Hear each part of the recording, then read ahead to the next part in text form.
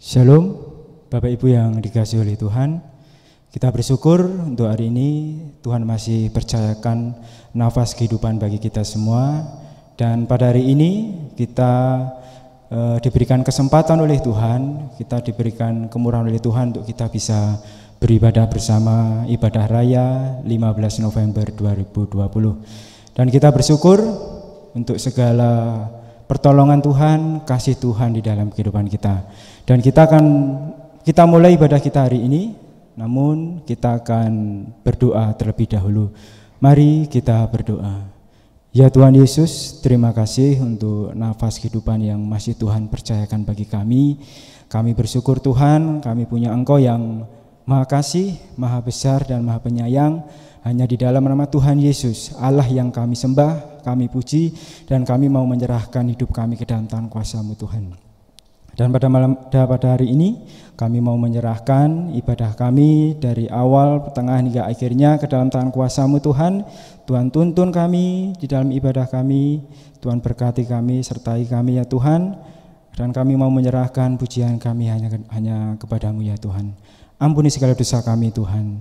Di dalam nama Tuhan Yesus kami berdoa dan mengucap syukur. Amin. Amin. Ya, ketika kita percaya kepada Tuhan, hati kita akan menjadi tenang. Setiap pergumulan hidup kita serahkan kepada Tuhan, dan kita percaya pertolongan Tuhan pasti ada tepat pada waktunya. Kita akan memuji Tuhan, pertolongan-Mu.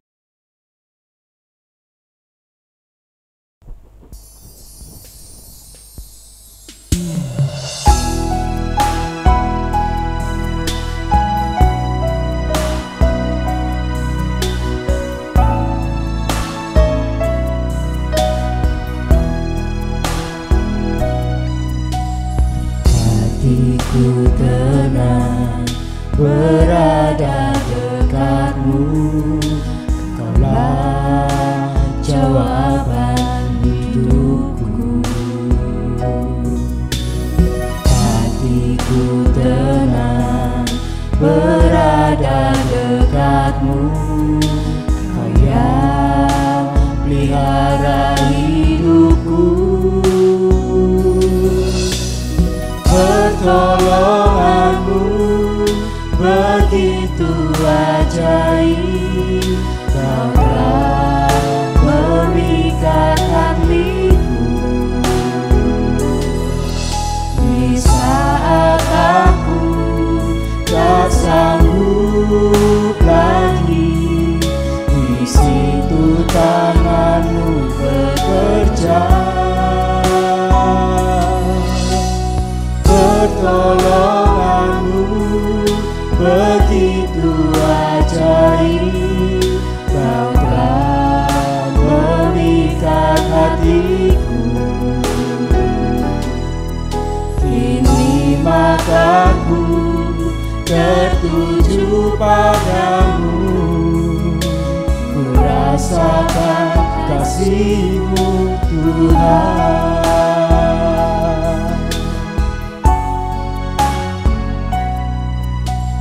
Hatiku tenang berada dekat-Mu, Kaulah jawaban hidupku. Hatiku tenang berada dekat-Mu, Kaulah jawaban hidupku. Pertolongan-Mu begitu ajaib, Kau telah memikat hatiku. Di saat aku tak sanggup lagi, di situ tangan-Mu bekerja.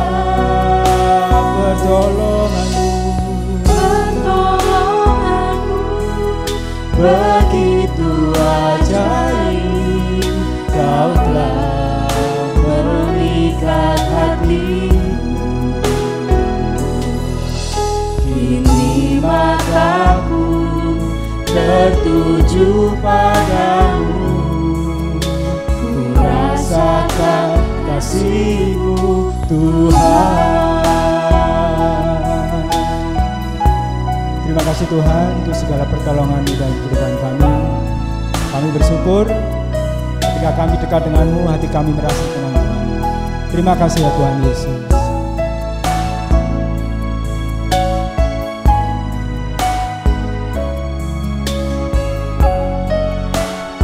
Pertolongan-Mu begitu aja. Pertolongan-Mu begitu ajaib, Kau telah memikat hatiku. Di saat aku tak sanggup lagi, di situ tangan-Mu bekerja. Pertolongan-Mu begitu ajaib, Kau telah memikat hatiku. Kini mataku tertuju padamu, ku rasakan kasih-Mu Tuhan. Kini mataku tertuju padamu, ku rasakan kasih-Mu Tuhan.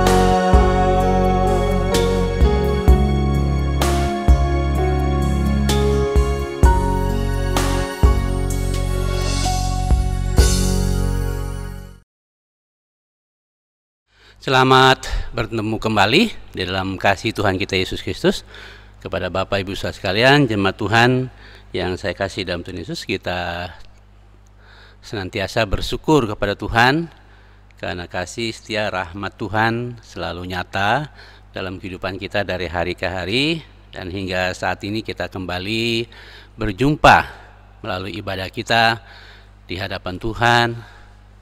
Dan sebagai anggota tubuh Kristus, kita saling bersekutu walaupun kita beribadah masih di rumah masing-masing, di kelompok-kelompok, dan kita semua tetap membangun relasi sebagai anggota tubuh Kristus.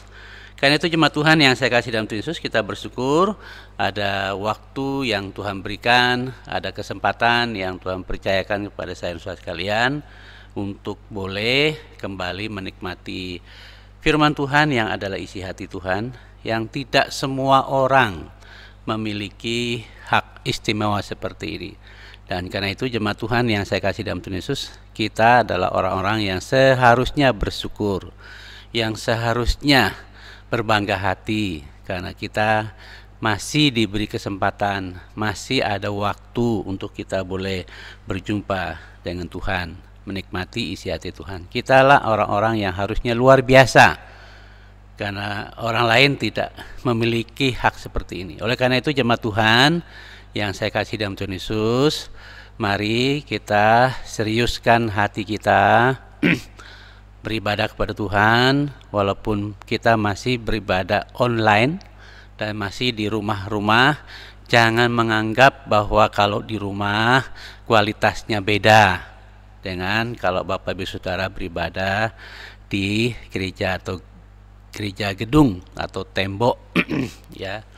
Dan ada banyak orang Kristen yang hari ini masih terjebak dengan sebuah pemahaman yang agak sempit menurut saya, ialah bahwa kalau tidak di gereja tembok, gereja gedung, tidak afdol ibadahnya, sehingga mempengaruhi sikap kita, sebagaimana yang sudah saya kirim juga di saat teduh atau renungan kita, bahwa di ibadah online ini, masa pandemi ini, itu ada dua model atau kelompok masyarakat Kristiani yang meresponi atau menyikapi ibadah itu. Ada yang sebagai penonton, ada yang sebagai pelaku dari ibadah itu. Penonton artinya bahwa karena ini ibadah itu bersifat online, bisa dibuka kapan saja kalau mau, kalau nggak mau juga tidak. Ya, jadi dan di rumah sehingga kesannya ya bisa pakai daster, bisa pakai celana pendek, dan juga tidak harus ikut terlibat dalam kegiatan ibadah itu karena merasa ini adalah ya bisa ditonton kapan saja. Jadi akhirnya kita terjebak ke dalam sebuah ibadah yang tidak berkenan di hadapan Tuhan, karena ibadah itu dilaksanakan apa adanya, ya kapan-kapan. Bahkan banyak orang Kristen yang juga akhirnya tidak serius dalam beribadah, bahkan tidak ada yang sama sekali. Jadi hari ini pun bagi saya, Bapak sekalian, saya menyampaikan kebenaran Tuhan hari ini pun adalah bagi saudara-saudara yang hanya serius beribadah pada Tuhan. Saudara yang tidak beribadah, ya itu urusan saudara dengan Tuhan ya. Karena itu fokus saya adalah seberapapun saudara-saudara yang hari ini serius beribadah kepada Tuhan melalui ibadah kita, walaupun sifatnya hanya online, saudara-saudaralah orang yang diberkati oleh Tuhan. Ya, saudara-saudaralah orang yang juga dilihat oleh Tuhan. Ya, mata Tuhan itu tertuju kepada orang yang sungguh-sungguh kepada Tuhan. Ya, tapi seringkali kita suka protes, Tuhan kok tidak menolong, Tuhan tidak memberkati, tapi sementara kita bersikap acuh tak acuh terhadap Tuhan dalam ibadah. Ya, nanti kita akan belajar bagaimana otoritas Tuhan dalam sebuah ibadah atau kekuasaan Tuhan dalam sebuah ibadah. Ya, mudah-mudahan kebenaran itu menolong kita untuk memahami supaya kita tidak bersikap main-main di dalam ibadah kepada Tuhan ya. Ambil sikap serius. Itulah citra diri kita sebagai gambar Allah. Apalagi kalau sudah dicipta barukan di dalam Kristus, citra diri kita akan terlihat. Saya dan saudara-saudara sekalian serius kepada Tuhan atau tidak, itu akan terlihat pada sikap kita dalam hal beribadah kepada Tuhan. Ya, karena itu jemaat Tuhan yang saya kasih dalam Yesus, hari ini kita akan melanjutkan seri kita masih berbicara tentang kerajaan surga. Minggu lalu kita sudah bahas tentang syarat-syaratnya, ya. Dan 2 minggu yang lalu kita sudah bicara tentang benarkah surga itu ada? Benar ya? Surga itu ada, kenapa? Karena Yesus datang dari surga, kembali ke surga, dan menyediakan jalan untuk ke surga. Lalu caranya untuk bisa masuk ke surga, kita sudah belajar itu minggu kemarin, bahwa caranya kita harus mengikuti peraturannya yang punya surga. Jangan coba-coba ikut maunya kita, aturan kita. Tuhan sudah punya ketentuan, Tuhan sudah punya peraturan. Syarat untuk bisa masuk ke surga itu ada 3 hal. Yang pertama kita belajar kemarin adalah melalui kelahiran baru. Tidak akan ada seorang pun bisa melihat apalagi masuk kalau tidak melalui syarat mutlak yang ditetapkan oleh Tuhan Yesus pemilik surga itu, yaitu melalui kelahiran baru. Ya, kelahiran baru itu menjadi begitu penting karena itu membuka komunikasi kita dengan Sang Pencipta kita yang adalah Roh, sehingga hubungan komunikasi kita dengan Allah itu yang Roh adanya bisa connect. Kenapa selama ini Tuhan berbicara nak nyambung di diri kita? Karena kita sendiri belum mengalami kelahiran baru.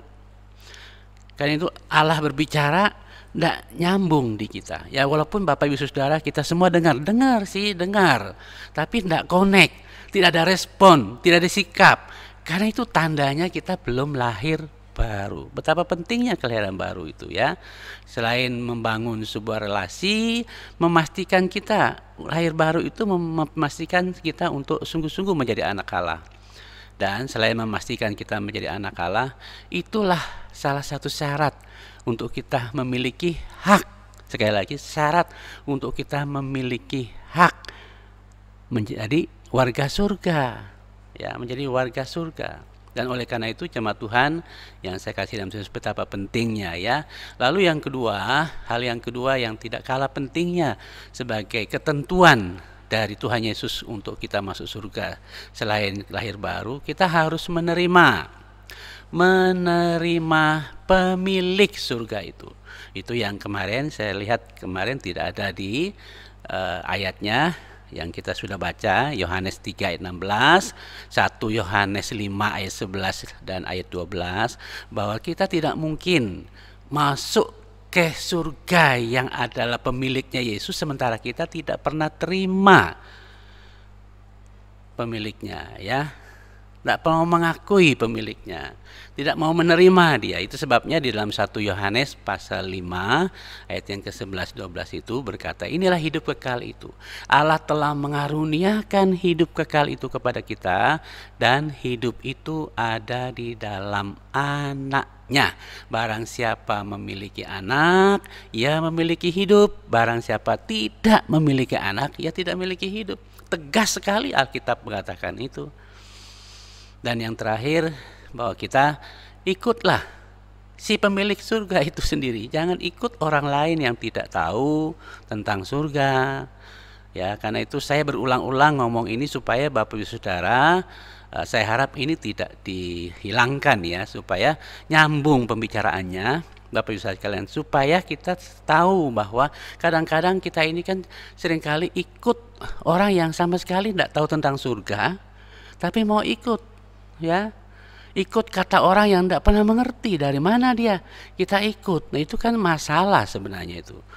Ya kelihatannya sederhana sih ya, tapi Bapak sekalian itu hal prinsip sekali. Oleh karena itu hari ini jemaat Tuhan kita akan melihat ya sebuah hak istimewa atau sebuah berkat istimewa yang Allah sediakan bagi orang yang sungguh-sungguh memenuhi kriteria untuk masuk surga itu, yaitu kelahiran baru ya. Hak istimewanya atau berkat istimewanya apa? Itu yang akan kita bahas dalam firman Tuhan pada hari ini. Ya, kita minta pimpinan Tuhan, kita berdoa sekali lagi. Bapa Surgawi, kami datang kepada Engkau, memohon pertolongan Roh Kudus untuk mencerahkan hati kami, melembutkan hati kami, membuat hati kami lapar akan Engkau dan kebenaran-Mu, supaya apa yang kami pelajari nanti dari kebenaran-Mu Tuhan sungguh-sungguh menjadi sebuah kehausan, rasa lapar kami akan kebenaran-Mu, sehingga firman-Mu yang kami baca, kami renungkan benar-benar termeterai, bukan saja menjadi rema, tapi sungguh-sungguh menjadi sebuah kehidupan yang menghidupkan kami sebagai umat dan anak-anak-Mu Tuhan. Oleh itu Roh Kudus tolong kami dari awal, pertengahan, hingga akhir seluruh proses pemberitaan firman-Mu. Dalam nama Tuhan Yesus kami berdoa. Amin. Baik jemaat Tuhan, kita akan melihat dari 1 Petrus 1 ayat 3 sampai dengan ayat yang ke-6. Firman Tuhan untuk kita hari ini adalah 1 Petrus 1 ayat 3 sampai dengan ayat yang ke-6. Kalau sudah dapat dan masih ada beberapa ayat lain yang akan kita baca, akan kita lihat ya dari 1 Petrus. Sudah ketemu 1 Petrus pasal 1 ayat 3 sampai dengan ayat yang ke-6. Kalau sudah dapat akan saya baca demikian firman Tuhan.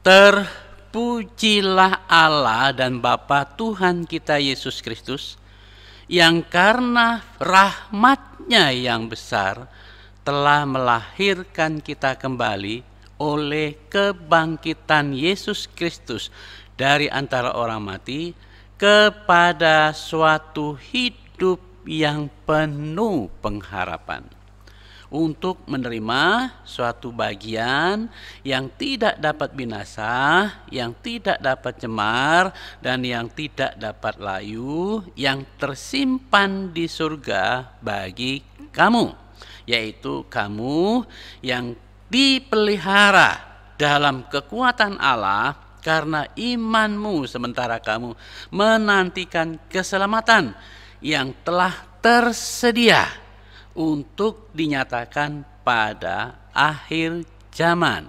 Bergembiralah akan hal itu, sekalipun sekarang ini kamu seketika harus berduka cita oleh berbagai-bagai pencobaan.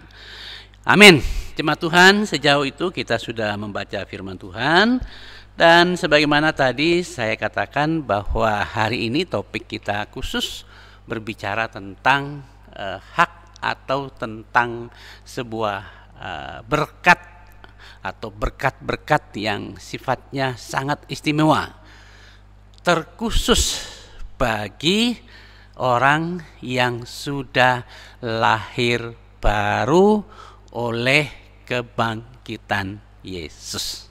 Ya, karena itu jemaat Tuhan yang saya kasih dalam Tuhan Yesus, kalau mendengar topik ini, kalau mendengar tema ini, nampaknya firman Tuhan yang hari ini kita akan belajar nampaknya lebih cocok, lebih tepat ya untuk mereka, untuk Bapak, Ibu, Saudara dan saya yang sungguh-sungguh, yang benar-benar telah lahir baru dalam Kristus. Kenapa Bapak Ibu sekalian? Karena ini berbicara tentang hak, berbicara tentang warisan, berbicara tentang berkat istimewa yang hanya dikhususkan bagi mereka yang telah dilahirbarukan oleh kebangkitan Kristus dari antara orang mati. Ya. Karena itu jemaat Tuhan yang saya kasih dalam Tuhan Yesus, maka minggu lalu kita melihat di sana kan bahwa lahir baru itu syarat mutlak untuk masuk surga. Selain kita memiliki hak untuk masuk surga, ternyata Tuhan menyediakan berkat-berkat yang begitu istimewa yang tidak saja nanti, tapi juga sekarang selama kita masih ada di dunia ini. Yang berkatnya itu adalah bersifat sangat luar biasa dan sangat istimewa jika Bapak Ibu Saudara memahami kebenaran ini secara benar. Tapi sekali lagi memang firman Tuhan akan berbicara kepada mereka yang sudah lahir baru. Karena baru connect, ya kan? Kalau belum lahir baru, kebenaran itu hanya sekedar sebuah informasi yang tidak akan pernah memberikan pembaharuan hati dan pikiran. Oleh karena itu jemaat Tuhan yang saya kasih dalam Tuhan Yesus, oleh sebab itu minggu lalu kita melihat di sana kelahiran baru begitu penting menurut Yohanes pasal 3 ayat 3 sampai ayat yang ke-6. Dan menerima si pemilik surga itu menurut 1 Yohanes pasal 5 ayat 11 dan 12 juga begitu penting, dan mengikut dengan setia sampai akhir hidup kita. Si pemilik surga itu juga hal yang sangat mendasar ya. Supaya apa? Karena Tuhan sudah menyediakan berkat yang begitu istimewa bagi setiap orang yang sungguh-sungguh telah mengalami kelahiran baru oleh kebangkitan Kristus dari antara orang mati. Ya, karena itu tadi saya katakan jemaat Tuhan bahwa nampaknya tema kita hari ini mungkin hanya bermanfaat bagi mereka yang sudah lahir baru oleh kebangkitan Kristus, dan kedua bagi mereka yang sungguh-sungguh rindu mengalami kelahiran baru untuk bisa menikmati surga, sehingga nantinya setelah masuk surga ada berkat-berkat, ada pahala yang Tuhan sediakan untuk setiap orang yang percaya, yang lahir baru ya. Oleh karena itu jemaat Tuhan yang saya kasih dalam Tuhan Yesus, mari kita melihat apa saja berkat-berkat istimewa yang disediakan oleh Allah bagi mereka yang dilahirbarukan oleh kebangkitan Kristus dari antara orang mati. Apa saja berkatnya? Baik jemaat Tuhan, dari firman Tuhan yang baru saja kita baca, saudara perhatikan di sana. Pertama yang kita lihat di ayat yang ketiga. Terpujilah Allah dan Bapa Tuhan kita Yesus Kristus yang karena rahmat, sekali lagi saya mau sampaikan kata rahmat seperti yang kemarin, Bapak Ibu Saudara, Sekali lagi saya ulangi, rahmat itu adalah di mana Allah itu penuh rahmat. Artinya kalau Allah itu melihat sesuatu yang seharusnya layak kita terima sebagai orang berdosa, yaitu hukuman atau neraka bahasa kasarnya, karena dia penuh rahmat, penuh kebaikan hati, Allah menahan hukuman itu, Allah menahan neraka itu, tapi diganti dengan hidup kekal, diganti dengan surga yang sesungguhnya saya dan Bapak Ibu Saudara sebagai orang berdosa kita tidak layak terima itu. Tapi oleh karena Allah penuh kasih karunia, maka dia memberikan yang seharusnya tidak layak kita terima.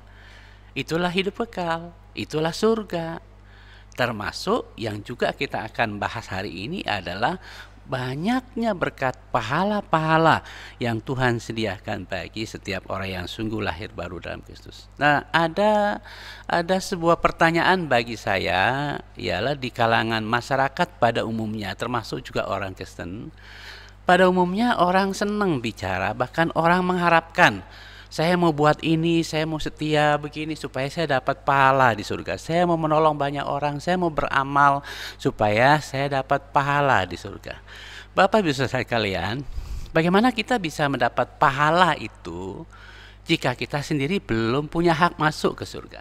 Oleh karena itu kan Bapak Ibu Saudara, lihatlah kronologinya. Untuk bisa mendapat pahala itu Tuhan buka dulu jalan untuk kita bisa masuk ke surga, sehingga pahala yang disedia di surga itu bisa kita nikmati. Ya, boro-boro kita ingin menikmati pahalanya sementara kita sendiri tidak atau belum melalui mekanisme, belum melalui persyaratan proses untuk masuk surga, yaitu melalui kelahiran baru, melalui menerima si pemilik surga, melalui mengikuti si pemilik surga. Ya, karena itu jemaat Tuhan, ini kadang-kadang bagi saya kok tidak masuk akal gitu ya. Maunya langsung dapat pahala di surga, saya buat ini, tapi kita sendiri tidak pernah berpikir bagaimana saya bisa masuk surga supaya kita bisa memiliki warisan itu yang Tuhan sediakan di surga. Itu kan harusnya mekanismenya seperti itu dulu, harusnya dipikir logikanya Bapak Ibu sekalian ya. Jadi karena itu jemaat Tuhan yang saya kasih dalam Tuhan Yesus, jadi ada ayat yang ketiga jelas sekali diungkapkan di sini, terpujilah Allah Bapa kita Tuhan kita Yesus Kristus yang karena rahmat-Nya yang besar telah melahirkan kita kembali. Jadi telah melahirkan kita kembali oleh siapa? Oleh apa? Oleh Kristus yang telah bangkit, oleh kebangkitan Kristus dari antara orang mati. Nah Bapak Ibu sekalian, kenapa sih harus melalui kebangkitan Kristus? Karena apalah artinya seseorang dilahir barukan jika tidak memiliki sebuah jaminan? Kebangkitan Kristus itu kan adalah jaminan bahwa kalau Kristus hidup, bangkit dan hidup kembali ke surga karena dia pemilik surga, maka itu akan memberikan sebuah kerinduan bagi orang yang percaya kepada Kristus itu bahwa oh iya, kalau saya percaya kepada Kristus dan dilahir barukan oleh Roh Kudus dalam Kristus, berarti saya memiliki jaminan dong, memiliki jaminan di dalam Kristus yang bangkit. Itulah sebabnya di dalam Injil Yohanes pasal 11 ayat yang ke-24 25-26 kan berkata bahwa akulah kebangkitan dan hidup. Ya, akulah kebangkitan dan hidup. Sekalipun kita mati, kalau kita percaya kepada Kristus, kita tetap hidup. Itu menurut ayat di Yohanes 11 ayat 24, 25, 26 itu. Dan begitu banyak hidupnya Yesus itu kan beda sekali dengan hidup yang saya dan Bapak Ibu Saudara punya. Hidupnya Yesus itu adalah hidup yang tanpa awal, tanpa akhir. Kalau hidup kita kan ada awal, ada akhirnya. Ada yang memberi, ya kan? Karena itu setelah kita jatuh ke dalam dosa, sebagaimana yang kita belajar kemarin, mati secara rohani, itu perlu dihidupkan kembali oleh hidupnya Yesus yang bangkit dari antara orang mati. Supaya kita bisa dilahir baru kembali melalui kebangkitan Kristus. Oleh karena itu Bapak Ibu sekalian, ayat yang ketiga jelas sekali untuk kita bahwa hal pertama, berkat pertama yang begitu istimewa yang dimiliki oleh setiap orang yang telah dilahirbarukan oleh kebangkitan Kristus itu ialah bahwa dia memiliki yang namanya sebuah kehidupan yang penuh pengharapan, ya, yang penuh pengharapan. Melalui apa? Atas jaminan kebangkitan Kristus dari antara orang mati. Hal ini menunjukkan bahwa tanpa kebangkitan Kristus, kita sama sekali tidak dapat mengalami yang namanya kelahiran kembali kepada suatu pengharapan yang sifatnya hidup. Pengharapan yang sifatnya hidup, pengharapan hidup. Jadi tanpa kelahiran kembali melalui kebangkitan Kristus itu, kita tidak akan pernah punya sebuah jaminan untuk memiliki sebuah pengharapan yang sifatnya hidup. Atau dengan kata lain, bahwa tanpa kelahiran baru oleh kebangkitan Kristus, kita sama sekali tidak akan dapat memiliki kehidupan yang penuh pengharapan.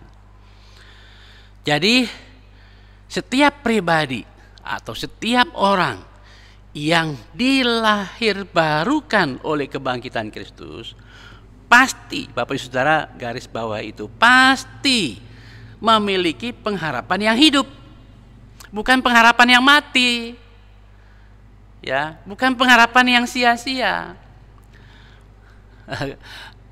Di kalangan anak muda atau sudah umum orang pakai ada PHP, tapi saya suka nambah PHPU.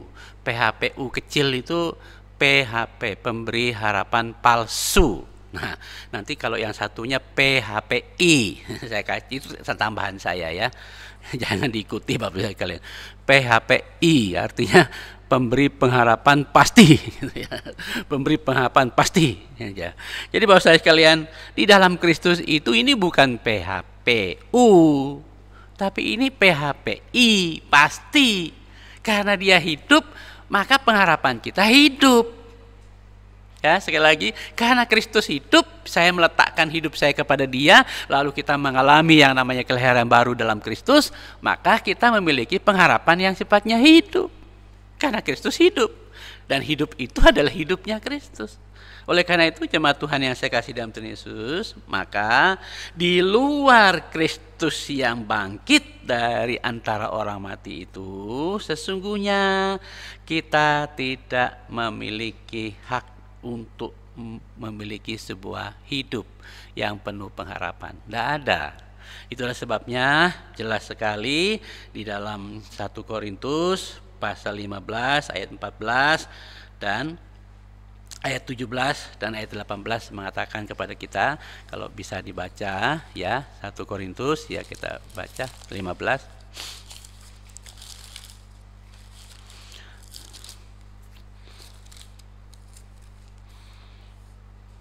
Ayat 14, 17, 18, demikian firman Tuhan. Tetapi andai kata Kristus tidak dibangkitkan, maka sia-sialah pemberitaan kami dan sia-sialah juga kepercayaan kamu. Ayat 17 dan 18. Dan jika Kristus tidak dibangkitkan, maka sia-sialah kepercayaan kamu dan kamu masih hidup dalam dosamu. Demikianlah binasa juga orang yang mati dalam Kristus. Jadi karena itu jemaat Tuhan yang saya kasih dalam Tuhan Yesus, jelas sekali. Demikian juga kita baca di dalam Efesus pasal 1 ayat yang ke-11 dan 12, kita buka ya, Efesus 1 ya. Di luar Kristus yang bangkit dari maut itu, kita tidak memiliki sebuah pengharapan. Kita buka di Efesus ya.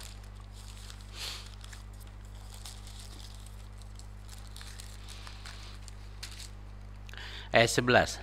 Aku katakan di dalam Kristus. Kenapa harus di dalam Kristus? Karena di dalam Kristuslah kami mendapat bagian yang dijanjikan. Ya, di dalam Kristuslah kita mendapat bagian yang dijanjikan. Kami yang dari semula ditentukan untuk menerima bagian itu sesuai dengan maksud Allah yang di dalam segala sesuatu bekerja menurut keputusan kehendak-Nya, supaya kami yang sebelumnya telah menaruh harapan pada Kristus boleh menjadi puji-pujian bagi kemuliaannya. Jadi dengan demikian jemaat Tuhan yang saya kasih dalam Yesus, ini adalah berkat yang pertama, ya. Berkat yang pertama yang begitu istimewa yang kita peroleh kalau kita dilahir barukan oleh kebangkitan Kristus, ialah bahwa kita memiliki sebuah pengharapan yang hidup. Ya, pengharapan yang hidup. Karena hidup itu dalam Kristus. Oleh karena itu, Bapak Ibu Saudara, itulah sebabnya ada jaminan kehidupan kekal bagi setiap orang yang dilahir barukan dalam Kristus di surga sana. Karena Kristus yang bangkit dari antara orang mati naik ke surga, tinggal di surga, menyediakan tempat bagi kita di sana. Kalau sudah selesai kembali lagi untuk menjemput saya dan Bapak Ibu saudara sekalian, ya. Oleh karena itu jemaat Tuhan yang saya kasih dalam Yesus, betapa pentingnya, sekali lagi, ini menunjukkan betapa penting, betapa seriusnya saya dan Bapak Ibu sekalian harus merenungkan hal ini lebih sungguh-sungguh. Supaya jangan hanya sekedar menjadi anggota gereja, lahir, ya, tercatat dalam daftar buku induk gereja, tapi kita tidak terdaftar di buku induknya surga, yaitu buku kehidupan. Ya, di kelas pemuridan ini menjadi sebuah topik yang cukup menarik dan cukup serius dibicarakan oleh kelompok-kelompok di pemuridan, karena setelah tahu prinsip kebenaran ini, akhirnya mulai ada pertanyaan, kira-kira benarkah semua anggota jemaat ini sudah lahir baru? Ya kan? Benarkah semua anggota jemaat ini memiliki jaminan sebuah pengharapan yang hidup bersama Kristus? Kenapa Bapak Saudara sekalian? Karena tanpa kelahiran baru dalam Kristus kita tidak punya jaminan apapun. Ya, sekali lagi, sebagaimana berkali-kali saya katakan bahwa itu pilihan memang, ya. Bapak Ibu Saudara mau pilih tidak memiliki hidup dalam Kristus, monggo. Itu pilihan panjenengan, itu pilihan kita semua. Tapi kalau saudara masih berpikir, oh iya ya, hidup di dunia ini tidak lama, paling lama ya, kalau tidak terjadi apa-apa dengan kita, paling lama ya 110 tahun, ya. 110 tahun itu pun tidak semua, rata-rata, apalagi sekarang ini saya lihat ya rata-rata ya 70, 60 sekian, ya. Nah Bapak Ibu sekalian, tapi jangan selalu berpikir usia tua itu adalah jaminan untuk lebih cepat meninggal, belum tentu juga gitu ya. Karena faktanya banyak anak muda, banyak yang masih muda, ya, tahu-tahu sudah dipanggil oleh Tuhan. Oleh karena itu jemaat Tuhan, betapa pentingnya kita serius memikirkan masa depan kita. Jangan Bapak Ibu Saudara hanya pikir di dunia ini, tapi setelah di dunia akhirnya kita harus bersama dengan si mulut merah atau si bertanduklah gambaran apa itu di neraka, ya. Jadi karena itu jemaat Tuhan yang saya kasih nama, penting sekali ya, karena Tuhan menyediakan yang namanya sebuah pengharapan yang hidup bagi saya dan Bapak Ibu sekalian. Yang kedua, di ayat yang keempat, ya, di ayat yang keempat, saudara baca di sana di ayat yang keempat, untuk menerima suatu bagian, ya, untuk menerima suatu bagian yang tidak dapat binasa, yang tidak dapat cemar, dan yang tidak dapat layu, yang tersimpan di surga bagi kamu. Ya, yang tersimpan di surga bagi kamu. Apa sih itu? Apa sih itu?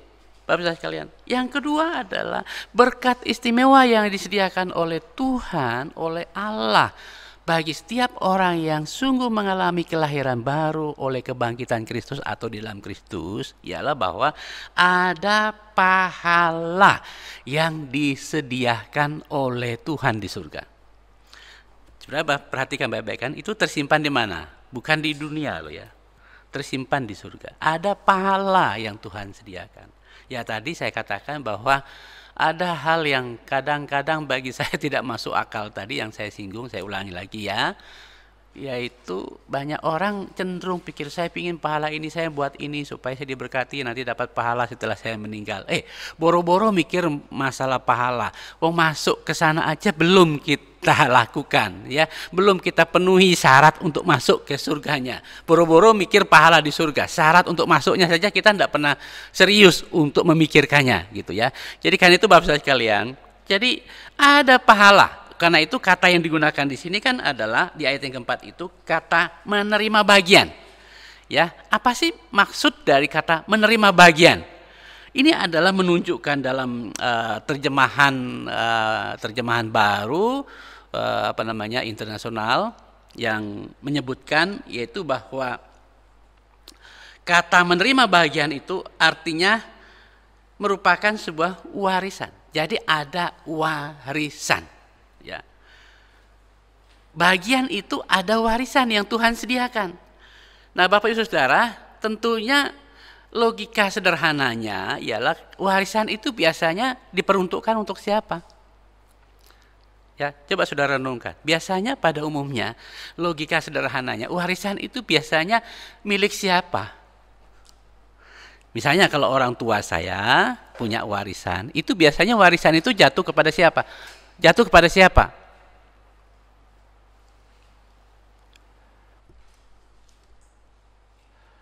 Ayo, jatuh kepada siapa? Apakah orang lain? Enggak. Itu warisan itu kan yang berhak memiliki kan adalah anaknya, anak-anak. Ya. Jadi Bapak sekalian, ini kadang-kadang orang tidak berpikir pingin punya warisan di surga. Tapi kita tidak pernah pikir bagaimana supaya saya bisa menjadi anak Allah. Supaya kita punya hak untuk menerima warisan itu. Itu logika sederhananya, ya kan? Bapak Ibu sekalian. Oleh karena itu jemaat Tuhan, jadi ada warisan yang Tuhan sediakan. Dan selain warisan, dikatakan juga di sana karena ada dua pengertian dari kata menerima bagian itu. Yang pertama adalah warisan dan yang kedua adalah milik pusaka. Ya, yang kedua adalah milik pusaka.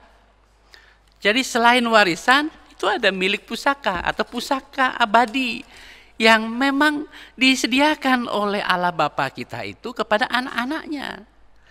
Anak-anak itu kan adalah yang sudah lahir baru kan disebut anak. Anak kan lahir baru disebut anak kan, benar ya? Ya kan?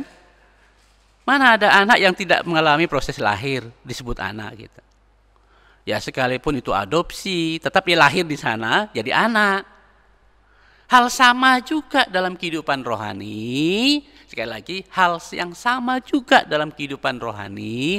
Untuk menjadi anak Allah itu harus melalui proses dilahirkan ulang di dalam pribadi anak Allah, Yesus Kristus. Karena itu siapa yang ada dalam Kristus, ia adalah ciptaan baru, yang baru sudah berlalu, sesungguhnya yang lama sudah berlalu. Diciptakan ulang di dalam Kristus yang telah bangkit dari antara orang mati, supaya kita memiliki hak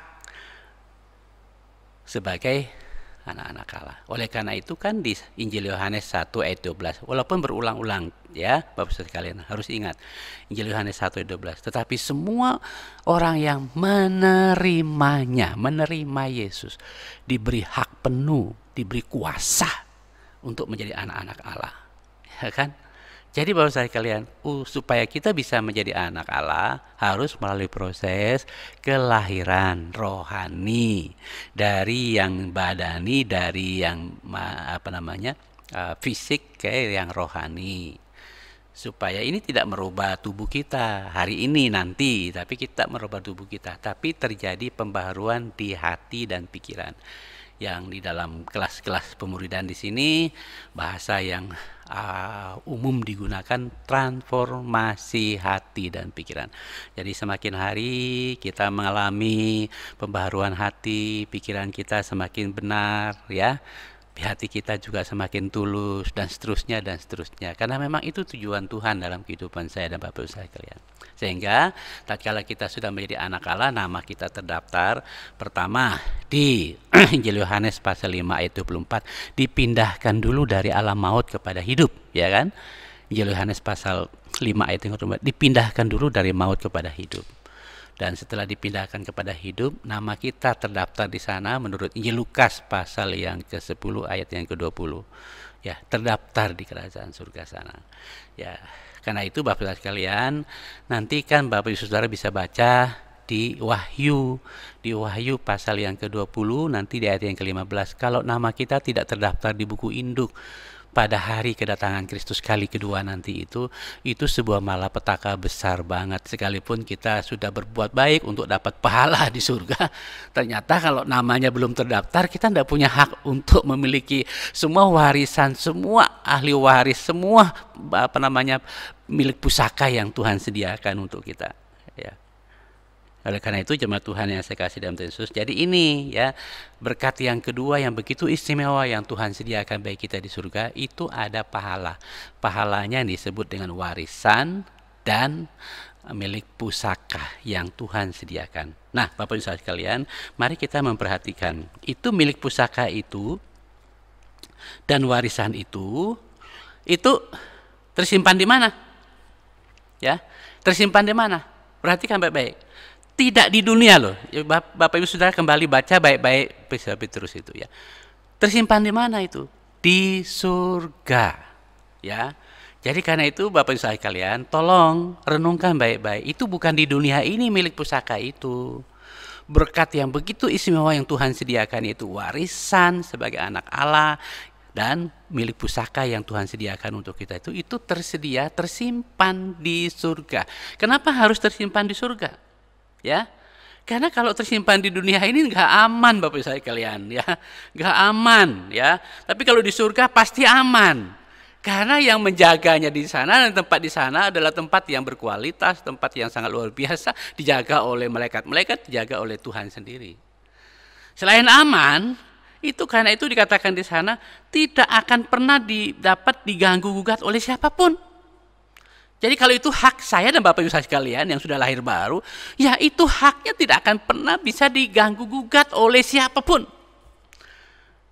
Jadi harus ingat baik-baik Bapak Ibu sekalian. Itu hak kita. Eman loh Bapak Ibu sekalian, sudah punya hak warisan di sana, sudah punya milik pusaka di sana, tersimpan di surga Tuhan sediakan. Di tengah perjalanan kita menyimpang dari Tuhan. Kita undur dari pemilik surga. Kita tidak setia ikut Dia. Ya, eman Bapak. Tapi kita mengharapkan adanya pahala bagi kita. Selain tidak dapat diganggu gugat ya oleh siapapun, tak akan pernah binasa. Karena surga itu kan tidak mungkin binasa. Kalau bumi ini akan dibumi hanguskan menurut Wahyu pasal yang ke-21. Tanpa bekas nanti akan dibumi hanguskan. Ya. Surga tidak akan binasa. Neraka bisa akan binasa. Tapi karena itu Bapak sekalian, kita bersyukur. Jadi pahala istimewa, berkat istimewa yang Tuhan sediakan itu tidak akan pernah binasa. Juga tidak akan kotor, tidak akan berkarat, tidak akan tercemar, ya. Dan juga tidak akan layu, tidak akan dimakan oleh waktu, ya. Tetap kualitasnya seperti itu. Kenapa?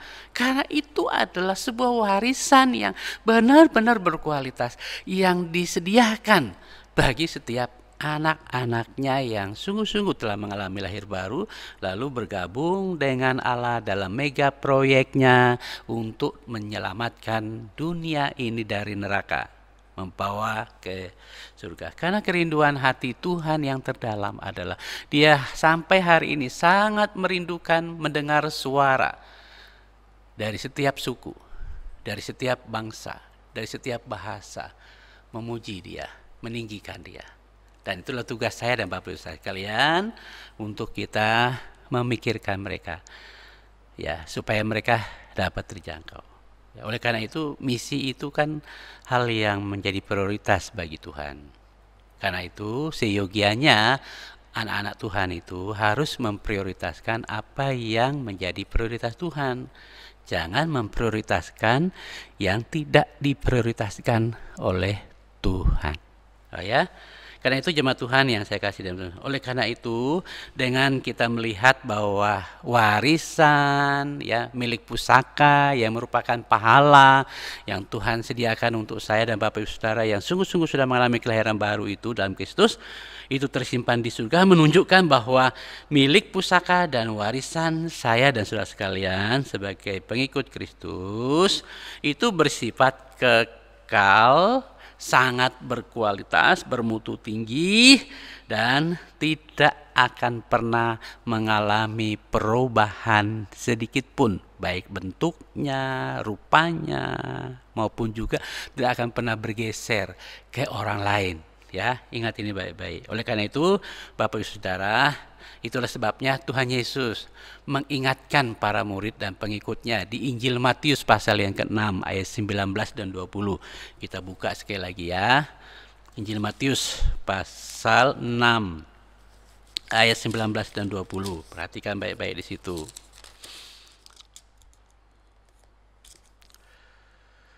Janganlah kamu mengumpulkan harta di bumi keringat dan karat merusakkannya, dan pencuri membongkar serta mencurinya.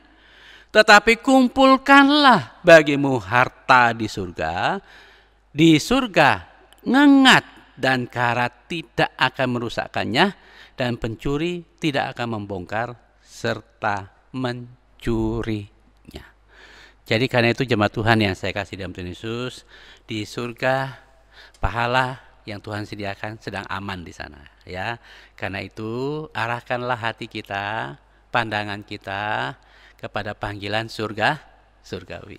Filipi pasal yang ketiga, arahkan, ayat yang ke-14, arahkanlah hati kita, hidup kita, prioritas kita kepada apa yang merupakan panggilan surgawi dalam Yesus Kristus untuk memperoleh hadiah, ya kan? Bisa lihat Bapak Ibu sekalian, mari kita buka di Filipi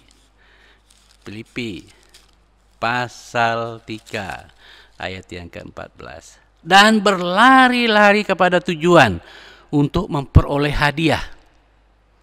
Ya, hadiah, pahala, yaitu panggilan surgawi dari Allah dalam Kristus Yesus. Sekali lagi, dalam Kristus Yesus, bukan dalam gereja ini, bukan dalam agama Kristen, bukan, dalam Kristus Yesus.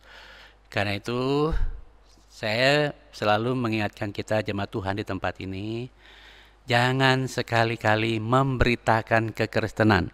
Kekristenan tidak pernah menjamin apapun.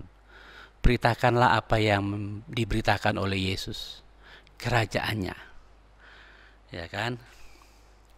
Kerajaannya.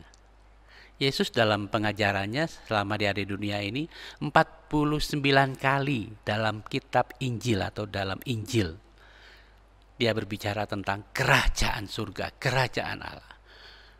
Tapi kenapa akhirnya hasilnya itu adalah kok malah Kristen, gereja? Di mana pergeserannya?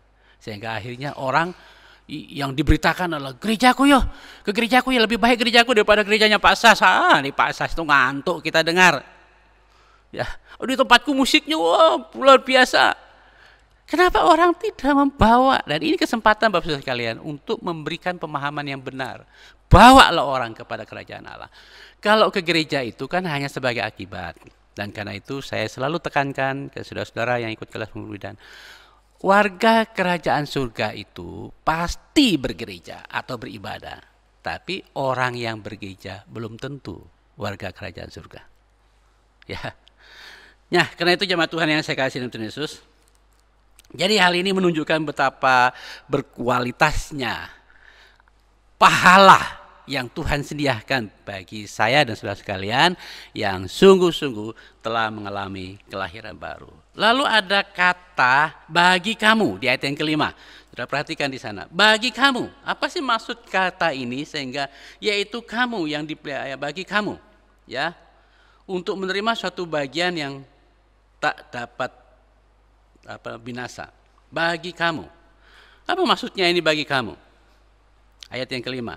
Artinya pahala itu, sekali lagi, artinya pahala itu hanya disediakan bagi mereka atau orang-orang yang benar-benar telah mengalami kelahiran baru oleh kebangkitan Kristus dari antara orang mati. Ini kan konteksnya adalah dilahir barukan melalui kebangkitan Kristus, ya. Itu konteksnya. Jadi jangan pisahkan ayat 3 dari ayat-ayat lainnya ini. Jadi supaya Bapak Ibu Saudara tahu, ini pahala ini tidak disediakan oleh semua orang. Pahala itu tidak disediakan oleh sembarang orang.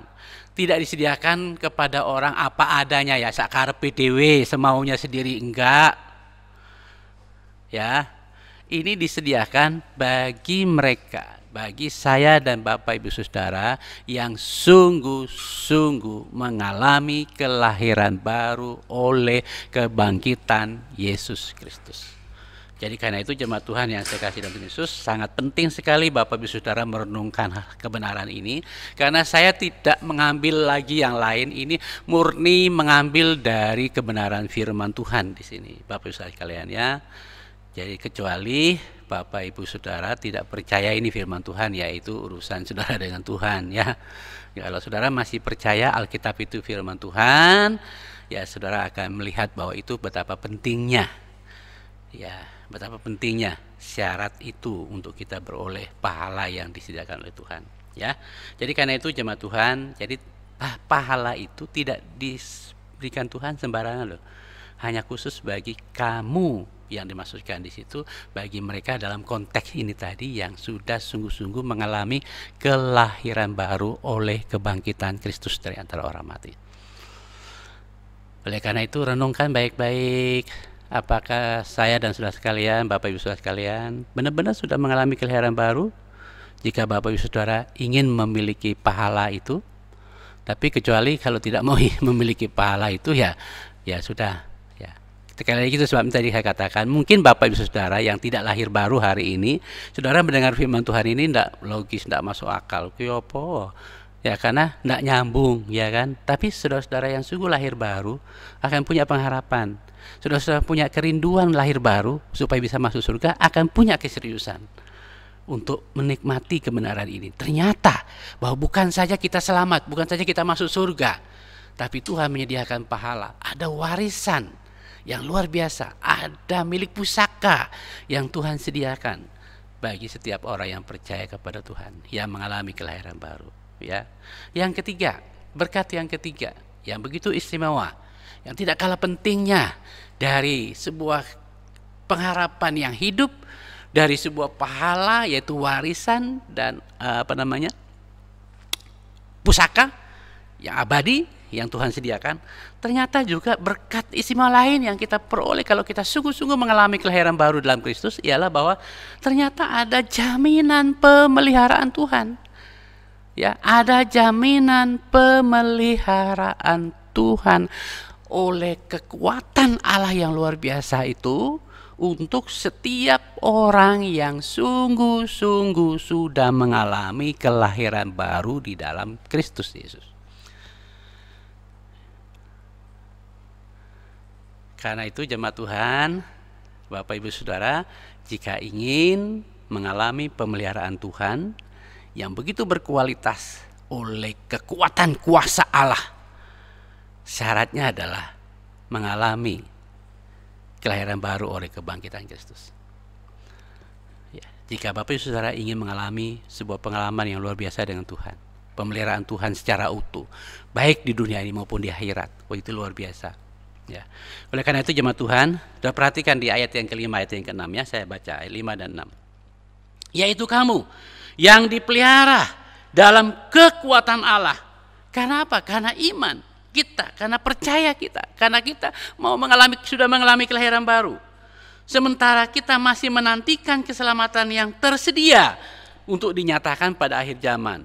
Ya, kita perhatikan di sana. Jadi Bapak Saudara sekalian, ada jaminan pemeliharaan Tuhan yang sangat luar biasa bagi setiap orang yang sungguh-sungguh mengalami kelahiran baru oleh kebangkitan Kristus, sehingga dia hidup dalam keadaan yang aman, ya, aman.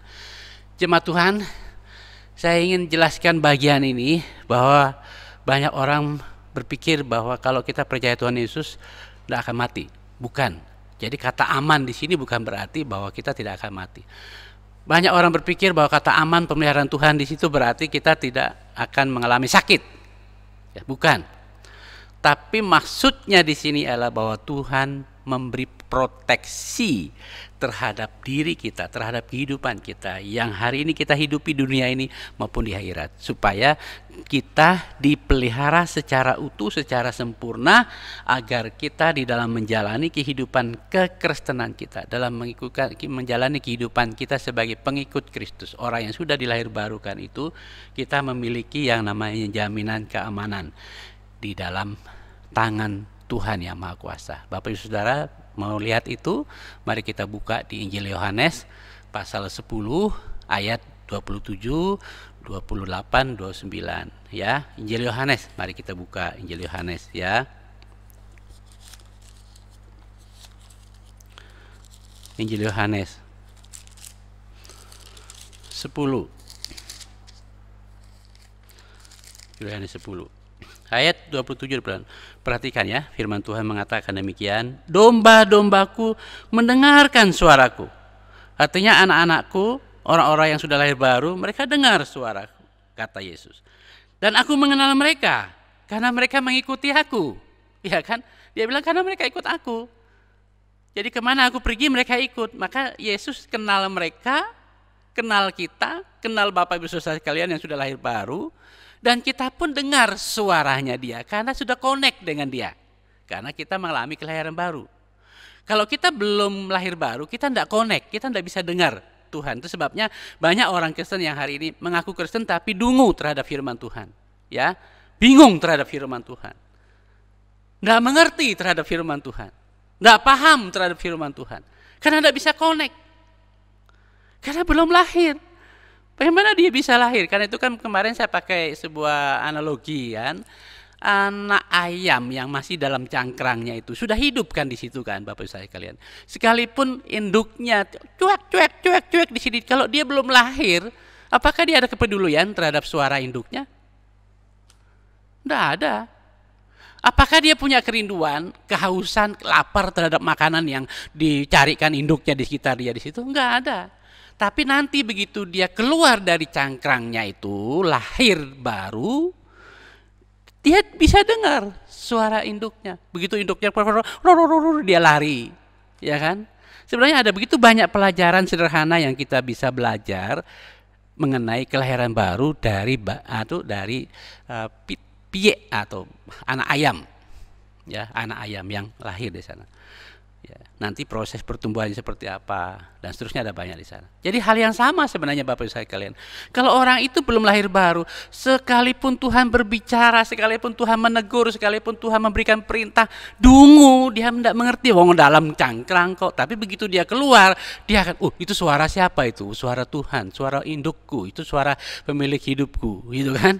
Dia akan cari, dia akan mau ikut, dia akan ikut kemana suara induknya, dia ikut, kok suara bebek malah. Ya, jadi Bapak Ibu sekalian, itu analogi sederhana yang bisa membuka mindset kita mengenal kelahiran baru. Oleh karena itu jemaat Tuhan ya, jangan tersinggung kalau akhirnya kemudian firman Tuhan berkali-kali bicara kepada kita, kita kayak dungu aja. Saya khawatir kita jangan-jangan belum lahir baru. Tapi jangan mengharapkan masuk surga dong, ya kan? Apalagi pahala, boro-boro pahala masuk surga aja belum, ya kan? Karena itu jemaat Tuhan yang saya kasih, kita bersyukur sekali. Tuhan tidak hanya memberikan berkat dalam hal memberikan sebuah pengharapan yang hidup bagi kita, menyediakan warisan dan juga milik pusaka yang luar biasa, tapi Dia juga menjamin kita. Kehidupan kita. Perhatikan baik-baik ya, saya akan baca.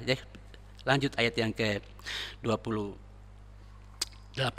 Dan aku memberikan hidup yang kekal kepada mereka, dan mereka mudah-mudahan, enggak, ayat itu tidak berkata mudah-mudahan, dan mereka pasti tidak akan binasa sampai selama-lamanya. Jadi perhatikan kalimat itu. Ini jaminan keamanan yang Tuhan, proteksi Tuhan terhadap anak yang sungguh sudah mengalami kelahiran baru itu luar biasa. Kenapa dikatakan di sana? Kenapa Tuhan memberikan hidup kekal kepada mereka sehingga mereka pasti tidak binasa, melainkan beroleh hidup yang kekal selama-lamanya, tidak binasa selama-lamanya. Bukan saat ini, selama-lamanya. Ya. Kenapa? Bahkan dikatakan di sana, tak seorang pun akan merebut mereka dari tanganku. Ya. dari tanganku. Kenapa? Ini Yesus sendiri yang berbicara. Takkan ada seorang pun bisa merebut saya dan Bapak Ibu Saudara yang sudah mengalami kelahiran baru dalam Kristus yang bangkit itu. Karena dikatakan di ayat yang ke-29, Bapakku yang memberikan saya dan Bapak Ibu kepada Kristus itu jauh lebih besar dari siapapun pembesar dan penguasa di dunia ini. Karena dialah pencipta dan bumi. Dan begitu kita lahir baru, saya dan Bapak Ibu Saudara dikatakan di sini berada di dalam genggaman tangannya. Tapi mungkin Bapak Ibu Saudara berpikir genggaman tangan itu seperti apa sih? Gitu ya. Saudara ambil beberapa pasir atau kerikil kecil-kecil, taruh di tangannya. Itu menggambarkan betapa Tuhan itu, tangan Tuhan itu bagaikan pasir di dalam tangan kita. Artinya kita ini kecil banget, ya. Jadi jangan membayangkan tangan Tuhan itu seperti apa sih, besar apa sih, sehingga semua manusia ada di sini. Tangan Tuhan itu tidak bisa diukur dengan tangan manusia yang gede apa sendiri. Enggak. Artinya tuh, Bapak Ibu Saudara kalian yang saya kasih dalam Tuhan Yesus, tangan Tuhan itu menjamin perlindungan, memproteksi saya dan Bapak Ibu Saudara supaya dalam perjalanan kehidupan kita sebagai anak-anaknya kita dijamin aman, dilindungi, dijaga, dipelihara oleh Tuhan. Ya, itu kata yang digunakan dalam naskah aslinya. Diproteksi, dilindungi, dipelihara, dijaga, dibentengi. Kalau pakai bahasa Yunaninya itu ada kota yang dibentengi gitu ya. Jadi karena itu jemaat Tuhan yang saya kasih dalam Tuhan Yesus, karena itu kita pasti tidak binasa karena Tuhan yang memelihara saya dan saudara sekalian. Nah, alasan Tuhan memproteksi kita, saya dan Bapak Ibu sekalian sebagai anak yang sudah lahir baru, apa sih alasannya? Apa dasarnya? Tuhan tahu saya dan Bapak Ibu Saudara itu manusia yang lemah. Apalagi kalau kita baru dilahir baru kan, itu kita kan masih bayi rohani. Tentu kita masih lemah, butuh proses pertumbuhan, butuh proses pendewasaan, butuh proses jatuh bangun dalam kehidupan kita. Bukan saja kondisi kita lemah, tapi juga ada ancaman-ancaman dari kuasa kegelapan. Ya, dari roh-roh jahat yang senantiasa menggoda, yang senantiasa mendakwa, yang senantiasa berusaha menjatuhkan saya dan saudara sekalian. Oleh karena itu Bapak Saudara sekalian, Tuhan dalam proses penyelamatannya kepada kita itu tidak berhenti hanya menyelamatkan kita, mengangkat kita, memindahkan kita dari maut kepada hidup, tapi Dia memproteksi saya dan saudara sekalian secara luar biasa, secara sempurna di dalam hidupnya. Oleh karena itu sekali lagi saya mau katakan hari ini sekali lagi untuk saudara-saudara yang rindu benar-benar mengalami kelahiran baru supaya masuk surga. Ini berkatnya untuk kita. Atau saudara yang sudah lahir baru, inilah berkatnya. Nah, mungkin Bapak Ibu Saudara yang belum lahir baru agak nggak nyambung ini ya. Nggak nyambung gitu. Karena ini proteksi ini kan adalah khusus Tuhan berikan kepada setiap anak-anaknya.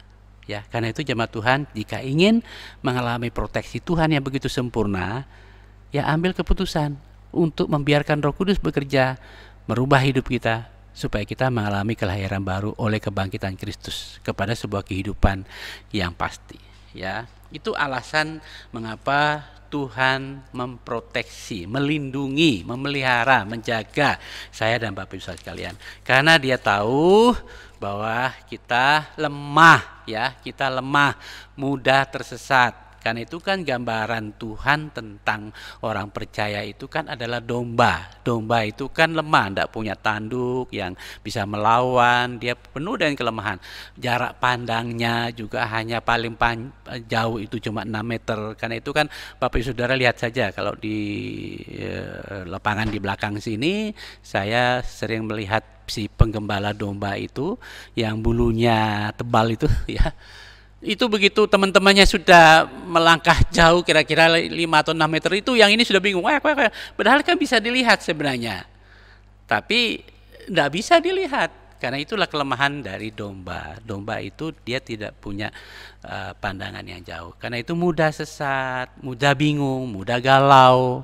Ya, kehidupan kita sebagai anak Tuhan pun seperti itu. Kita tidak bisa melihat ke depan kecuali menggunakan mata iman. Tapi mata iman kita juga kadang-kadang tidak mungkin bisa kecuali Tuhan kasih iman kepada saya dan saudara sekalian untuk melihat dengan kacamata iman Tuhan.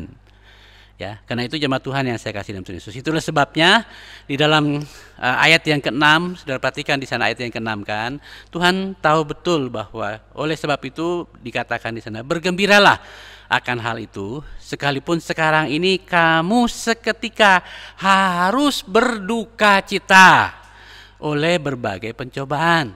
Ya.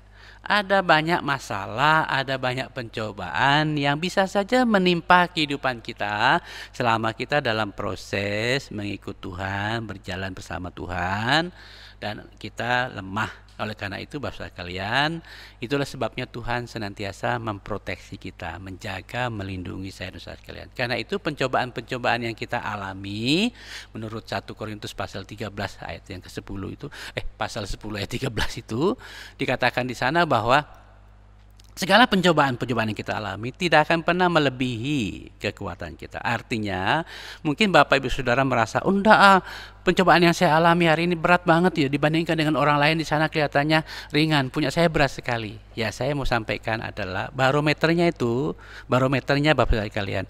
Mungkin menurut Bapak Ibu, rasanya pencobaan itu berat hari ini untuk saudara. Sebenarnya barometernya itulah barometer iman. Artinya semakin berat kita merasa sebuah pencobaan, Tuhan tahu bahwa itulah kekuatan iman kita yang bisa menang atas pencobaan itu. Ya, karena itu dikala Bapak Ibu Saudara mengalami sebuah tantangan, pergumulan hidup, pencobaan yang terasa begitu amat berat sekali, ingatlah bahwa itu adalah ukuran kualitas iman saudara. Ya, semakin berat berarti imannya semakin kuat gitu ya. Semakin berat berarti imannya semakin berkualitas. Karena itu jangan mudah galau, jangan mudah patah arang dikala kita menghadapi berbagai persoalan itu. Kenapa Bapak Saudara sekalian? Karena jaminan pemeliharaan Tuhan bagi saya dan saudara-saudara sebagai anak-anaknya itu meliputi dua bentuk arti keselamatan. Ya, di ayat ini dikatakan ada dua bentuk pemeliharaan Tuhan yang menjamin keselamatan saya dan saudara sekalian. Itu ayat yang kelima bagian B. Yang tadi kita baca ayat 5 bagian B ya. Sementara kamu menantikan keselamatan yang telah tersedia, Kata telah menunjukkan sudah ada. Bapak Ibu Saudara dan saya sudah terima itu. Dan untuk dinyatakan nanti pada akhir zaman. Jadi ada dua pengertian jaminan pemeliharaan keselamatan yang Tuhan berikan bagi saya dan saudara kalian ialah pertama untuk kita masa kini dan untuk masa yang akan datang. Ya, untuk saat ini, di saat saya dan Bapak Ibu saudara kalian sudah lahir baru, ya, di mana pada waktu kita lahir baru Tuhan mau menyelamatkan kita, bukan saja saya dan saudara diselamatkan, tapi juga orang-orang yang ada di sekitar kita pun bisa ikut diselamatkan. Ya, Lukas pasal 19 ayat 9. Sudah perhatikan di Lukas pasal 19 ayat 9. Apa itu kisahnya? Kisahnya siapa itu? Si pendek itu? Siapa namanya si pendek? Sakius. Pada waktu Tuhan bilang aku menumpang di rumahmu. Dan setelah dia terima Yesus masuk ke rumahnya yang adalah mempunyai citra diri sebelumnya adalah pemungut cukai yang kurang jujur dan seterusnya, pengkhianat dan seterusnya. Lalu begitu Tuhan hadir dalam hidupnya, terjadi sebuah pembaruan, terjadi sebuah kelahiran baru, sehingga begitu luar biasa. Dan akhirnya di ayat yang ke-9 itu dikata, hari ini juga di dalam rumah ini kamu selamat dan seisi rumahmu. Ya, jadi ada jaminan keselamatan kini untuk kita dan seisi rumah kita bisa ikut diselamatkan. Dan juga nanti ada keselamatan kekal yang akan kita peroleh saat Kristus datang kali yang kedua di zaman akhir kiamat nanti. Oleh karena itu jemaat Tuhan yang saya kasih dalam Tuhan Yesus, maka sangat penting sekali saya dan saudara sekalian merenungkan secara dalam. Jika Bapak Ibu Saudara memang punya kerinduan untuk masuk surga, jangan lupa ikut syaratnya yang kita sudah belajar kemarin. Serahkan hidup kita kepada Roh Kudus, untuk Roh Kudus melahirbarukan kita di dalam Kristus.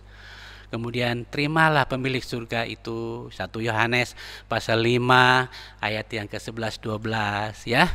Dan ikutlah dia, ikutlah Yesus ya, pemilik surga itu. Nah, nanti kalau kita sudah mempunyai jaminan masuk surga, ternyata tidak hanya berhenti sampai punya hak masuk surga, menjadi warga kerajaan surga. Tuhan ternyata menyediakan berkat-berkat yang begitu istimewa bagi saya dan Bapak Ibu sekalian yang dilahirbarukan oleh kebangkitan Kristus. Apa saja berkatnya? Masih ingat tadi ya? Apa saja berkatnya? Ada pengharapan yang hidup oleh kebangkitan Kristus dari antara orang mati. Jadi saya dan Bapak Ibu Saudara memiliki yang namanya pengharapan yang hidup.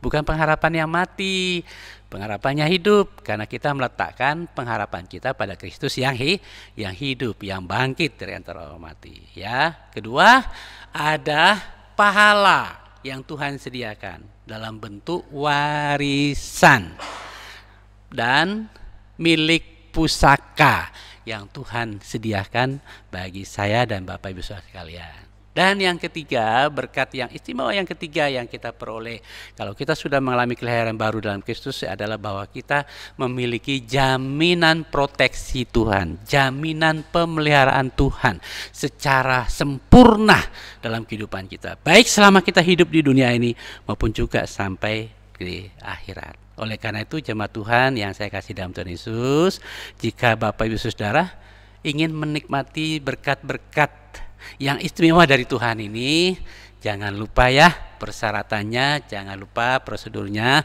jangan lupa caranya. Ya, minta Roh Kudus untuk melahirbarukan hidup kita. Ambillah kesempatan untuk sungguh-sungguh menerima pemilik surga itu dan ambil komitmen untuk ikut Dia dengan setia sampai akhir hidup kita. Maka janji Tuhan untuk pahala-pahala ini dan berkat-berkat istimewa ini akan saya dan Bapak Ibu Saudara nikmati, akan alami, akan kita peroleh kini maupun nanti. Amin ya Bapak Ibu sekalian, Tuhan Yesus berkati. Kita berdoa. Ya Bapak Surgawi, terima kasih untuk firman-Mu yang kami sudah baca, kami renungkan dengan segala keterbatasan hamba-Mu untuk mengungkapkan kebenaran-Mu Bapa. Roh Kudus tolong sempurnakan apa yang hamba-Mu sampaikan dengan memeteraikan kebenaran ini dalam hidup kami, dan dengan terus berbicara akan kebenaran ini dalam hati nurani kami, dalam pikiran kami. Walaupun hamba-Mu selesai berbicara, Engkau tidak akan berhenti mengungkapkan, mendengungkan, membisikkan kebenaran ini dalam hati kami, sehingga kebenaran firman-Mu ini Tuhan sungguh menjadi makanan jiwa roh kami, menjadi rema, dan lebih dari rema, sungguh-sungguh menghidupi hidup kami dan hidup di dalam hidup kami. Terima kasih Bapa untuk firman-Mu, dan berkati kami di dalamnya Bapa. Dalam nama Tuhan Yesus kami mengucap syukur atas firman-Mu. Haleluya. Amin. Jemaat Tuhan yang saya kasih dalam Tuhan Yesus, kita akan menutup rangkaian ibadah kita dalam doa. Mari kita berdoa. Ya Bapa Surgawi, gak henti-hentinya kami datang kepada Engkau bersyukur karena begitu sempurnanya Engkau menyelamatkan kami Tuhan. Engkau tidak saja datang dari surga untuk menunjukkan bahwa surga itu ada, Engkau juga kembali ke sana dan buka jalan. Dan Engkau memberikan ketentuan-ketentuan dari surga sebagai itu adalah aturan-Mu, yaitu kelahiran baru untuk kami bisa masuk di surga dan menerima Engkau yang adalah pemilik surga dan mengikuti Engkau yang adalah pemilik surga, supaya kami bukan saja masuk surga, tapi supaya kami juga memiliki hak untuk menikmati berkat-berkat istimewa yang luar biasa yang Engkau sediakan bagi setiap anak-anak-Mu yang sungguh sudah mengalami kelahiran baru di dalam Kristus Yesus. Baik itu sebuah pengharapan yang hidup, karena kami meletakkan hidup kami kepada Engkau yang hidup. Demikian juga kami memiliki sebuah pahala yang pasti dan terjamin aman, tersimpan di surga dengan tidak pernah berubah dan dengan penuh kualitas, yaitu berupa warisan dan pusaka yang merupakan milik abadi yang Tuhan sediakan bagi kami, dan juga jaminan proteksi-Mu, jaminan pemeliharaan-Mu yang Kau nyatakan kepada kami selama kami di dunia ini, supaya keselamatan itu yang utuh itu, baik yang kami nikmati kini maupun yang akan kami nikmati nanti, tetap terjamin menjadi bagian dari kehidupan kami Bapa. Terima kasih Bapa untuk begitu sempurnanya Engkau menyelamatkan kami, dan oleh karenanya Bapa, tolonglah kami hari ini supaya kami serius dengan Tuhan, serius dengan kebenaran-Mu Tuhan, supaya kami tidak hanya dikuasai oleh iming-iming dari iblis yang membutakan mata hati kami, telinga hati kami, roh kami, sehingga kami tidak peduli kepada kebenaran-kebenaran ini. Tapi biarlah Engkau mencelikkan mata hati kami, sehingga kami mengalami sebuah pembaharuan yang sesungguhnya terjadi dalam hidup kami. Berkati juga jemaat-Mu secara jasmani, baik yang sakit, baik yang ada di rumah sakit. Pak Parno, kami mohon supaya Engkau sempurnakan kesehatannya. Bu Daud, Tuhan sempurnakan, jamah pulihkan. Dan Pak Mujiman, dan juga anak-anak Tuhan lain tidak dapat kami sebut satu persatu yang kondisi fisik mereka sakit, Tuhan jamah Engkau pulihkan dengan kuasa-Mu. Demikian juga pekerjaan anak-Mu Tuhan, baik itu PNS maupun juga wira swasta, karyawan, buruh, petani, pedagang, dan juga anak-anak sekolah. Tuhan berkati, dan berbagai kebutuhan pergumulan hidup dari setiap anak-Mu Tuhan. Engkau memberikan kekuatan, kemenangan, jalan keluar, termasuk mereka yang masih bujang, yang bergumul untuk teman hidup, supaya Tuhan tuntun mereka untuk mendapatkan teman hidup yang sesuai dengan kehendak-Mu Tuhan.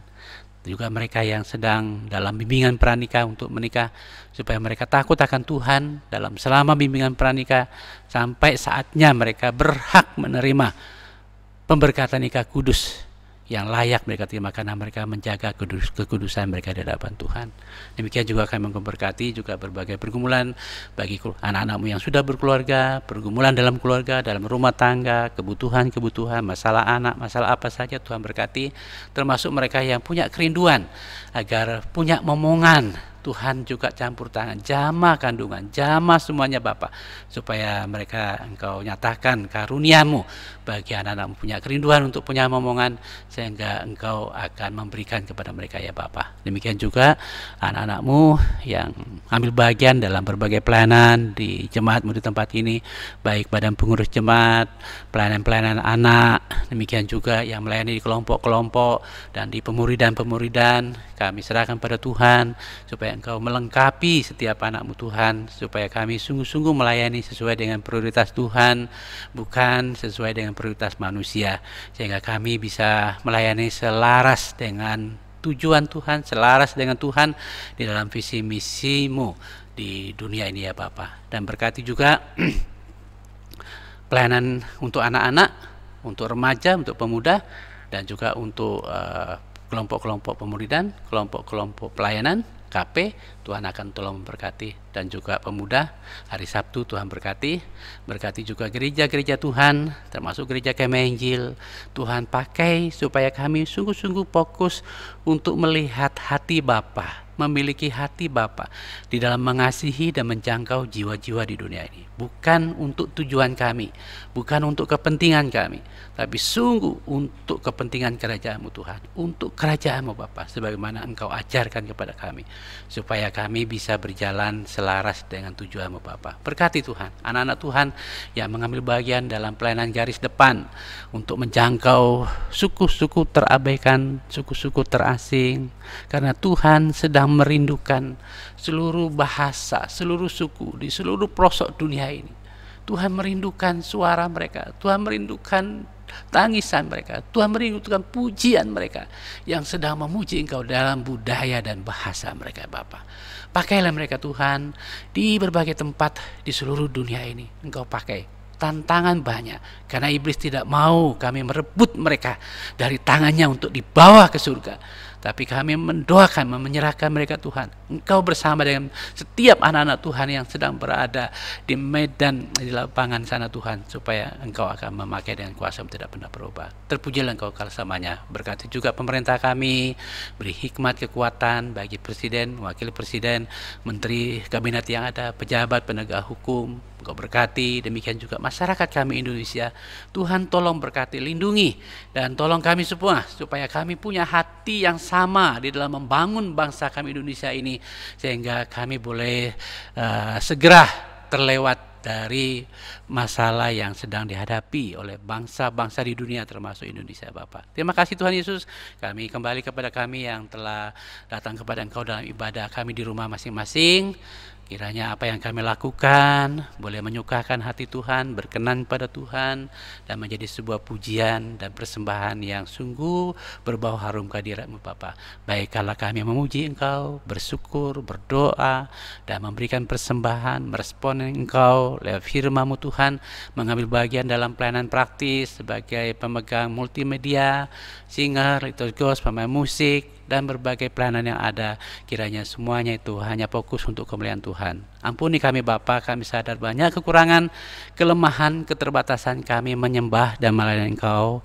Roh Kudus, tolong perlihatkan, tolong tegur kami jika kami salah, perlihatkan kesalahan kami, sekaligus pulihkan kami, supaya kali mendatang kami boleh menyembah dan melayani Engkau dalam roh dan kebenaran. Karena itu jemaat Tuhan yang kami kasih dalam Tuhan Yesus, tolonglah arahkan hati dan pikiran kita kepada Dia yang adalah sumber hidup kita, yang telah mengizinkan kita hadir di dunia ini untuk tujuannya, dan telah melahirbarukan kita dalam Kristus untuk tujuannya, supaya saya dan Bapak Ibu Saudara sekalian boleh dipakai menjadi alat Tuhan yang berguna bagi keluarga, masyarakat, lingkungan, dan bagi dunia ini. Oleh karena itu, saudara kasih dalam Tuhan, terimalah berkat Tuhan, Allah yang adalah sumber damai sejati kita, senantiasa memberkati, memelihara, dan meneguhkan saya dan saudara sekalian secara utuh, baik jiwa, roh, bahkan tubuh kita terpelihara tanpa cacat di hadapan Tuhan, mulai hari ini sampai Yesus datang kali yang kedua menjemput kita anak-anaknya. Amin, amin, amin. Tuhan Yesus berkati, ibadah kita selesai. Amin.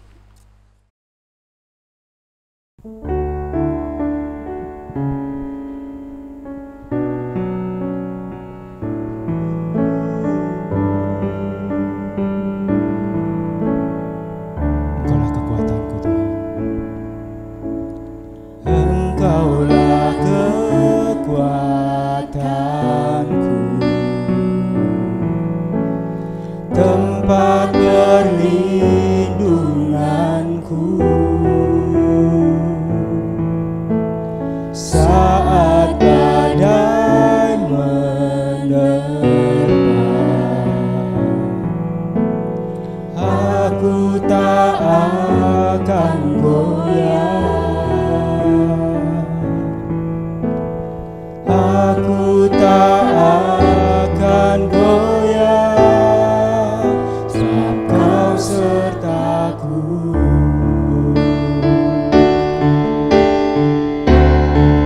Sejauh langit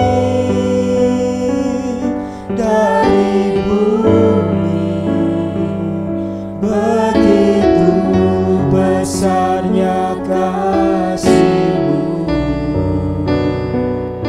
penuhi hati kami yang rindu menyembah-Mu.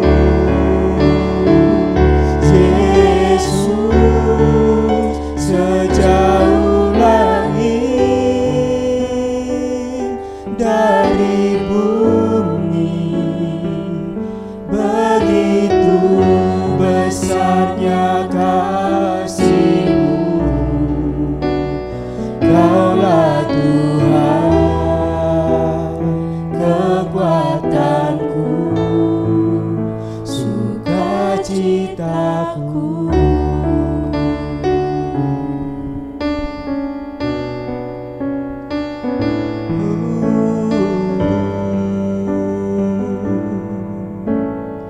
Engkaulah kekuatanku,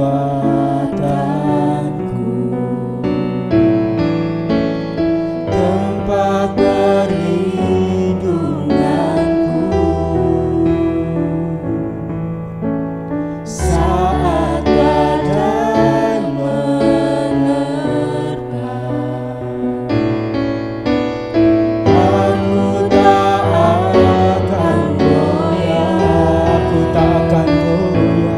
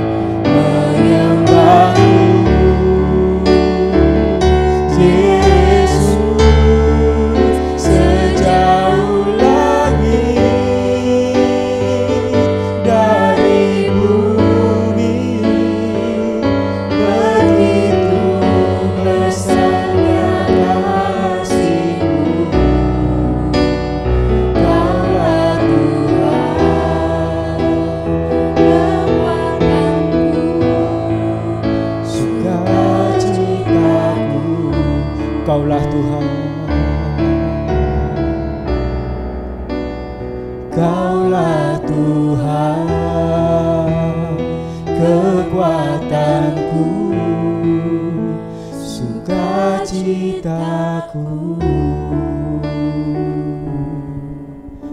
Ibadah kita selesai. Tuhan Yesus memberkati.